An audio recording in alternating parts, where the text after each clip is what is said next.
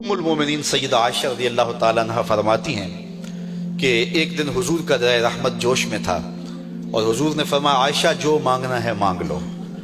میں نے عرض کی یا رسول اللہ اگر آپ اجازت دیں تو میں اپنے باپ حضرت ابو بکر صدیق رضی اللہ تعالیٰ عنہ سے مشورہ نہ کر لوں کہ میں نے کیا مانگنا ہے؟ تو فرمایا کہ جاؤ مشورہ کر لو، مشورے کی اجازت بھی ہوگی۔ میں اپنے والد گرامی کی خدمت میں حاضر ہوئی اور کہا کہ دریائے رحمت جوش میں ہے اور رحمت کا باڑا برس رہا ہے۔ حضور نے فرمایا عائشہ جو مانگنا ہے مانگ لو، یہ اتنا سنہری موقع ہاتھ آیا ہے تو میں چاہتی ہوں کہ کوئی مانگوں تو اہم شے مانگوں، تو آپ کی خدمت میں حضور سے اجازت پا کے حاضر ہوئی ہوں، مجھے بتایا جائے کہ میں حضور سے کیا مانگوں تاکہ کوئی چھوٹی چیز نہ مانگوں، بڑی چیز مانگوں۔ تو حضرت ابو بکر رضی اللہ تعالیٰ عنہ نے فرمایا کہ بیٹا حضور سے جا کے کہنا کہ معراج کی خلوت خاص میں اللہ نے آپ سے جو راز کی باتیں کی تھی ان باتوں میں سے ایک بات بتا دو۔ مانگا بھی تو علم مانگا، اور عائشہ میرے سے وعدہ کرو جو حضور بتائیں مجھے بھی آگے بتانا ہے۔ ام المومنین حاضر خدمت ہو گئیں۔ حضور نے پوچھا عائشہ مشورہ ہو گیا؟ کہا جی حضور ہو گیا۔ کہا مانگو کیا مانگتی ہو؟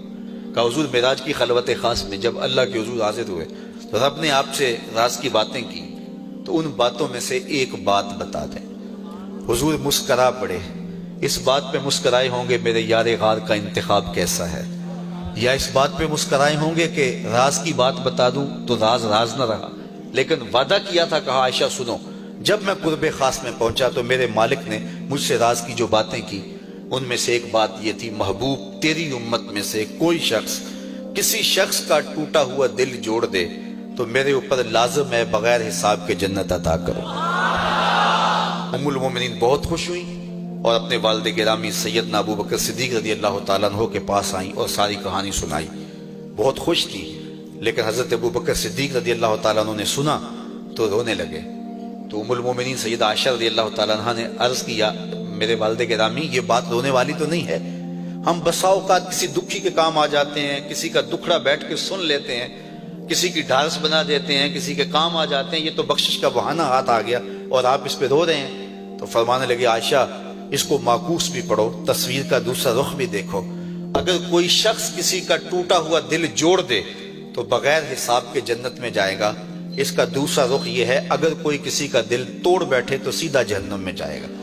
میں اس بات پہ رو رہا ہوں کہ ہم سے کسی کا دل نہ ٹوٹ گیا ہو۔ تو آج کی اس مجلس کے اندر کیا یہ دو باتیں میں اور آپ اپنے پلے باندھ سکتے ہیں؟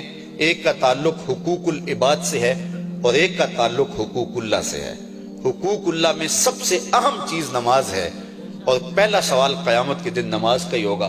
بلکہ حضور نے معراج میں جو مختلف مظاہرے دیکھے ان میں ایک چیز یہ بھی دیکھی، کچھ لوگوں کے سر پتھر سے کچلے جا رہے تھے، پھر صحیح ہو جاتے، پھر کچلے جاتے۔ جبریل سے پوچھا یہ کون لوگ ہیں؟ تو کہا آپ کی امت کے یہ لوگ وہ لوگ ہیں کہ جن کے سر نماز سے بھاری رہتے تھے۔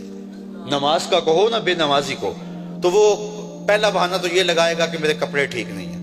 میرے بزرگ فرمایا کرتے تھے تیرے کپڑے کیسے پاک ہو سکتے ہیں؟ تو رب کے حضور جھکنا نہیں جانتا، آ اس کے حضور جھکنا سیکھ لے، وہ تیرا لباس بھی پاک کر دے گا، تیرا دل بھی پاک کر دے گا۔ تو دوسرا بہانہ یہ ہوتا ہے کہ ہفتے کو شروع کروں گا جی، پہلی تاریخ سے شروع کروں گا۔